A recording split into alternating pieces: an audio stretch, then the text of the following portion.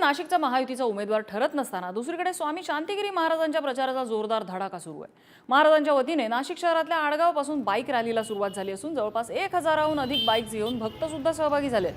शांतिगिरी महाराज निवडणुकीच्या रिंगणात उतरण्यासाठी ठाम असून त्यांच्याशी बातचीत केली आमचे प्रतिनिधी खुशाल पाटील यांनी। शांतिगिरी महाराज यांच्याकडनं आज नाशिकमध्ये शक्ती प्रदर्शन करण्यात आलं। शेकडोच्या संख्येने बाईक रॅली काढण्यात आली आहे। नाशिकच्या जत्रा हॉटेलपासून स्वामी शांतिगिरी महाराज यांच्या बाईक रॅलीला सुरुवात झाली होती।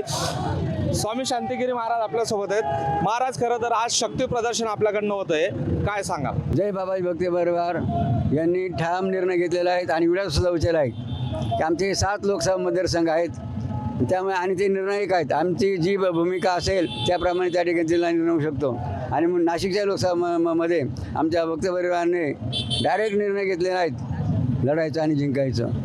भुजबळांनी माघार घेतले, काय वाटतं?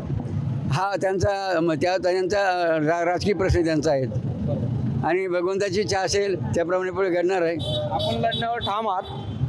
भक्त परिवाराने निर्णय घेतलेला आहे की ठामपणे विडा सुचायला आहेत यावर्षीची नाशिकची लोकसभा लढायची आणि जिंकायची सुद्धा। स्वामी शांतिगिरी महाराज यांनी निवडणूक लढण्यावरती ठाम निश्चय घेतलेला आहे। खुशाल पाटील, पुढारी न्यूज, नाशिक।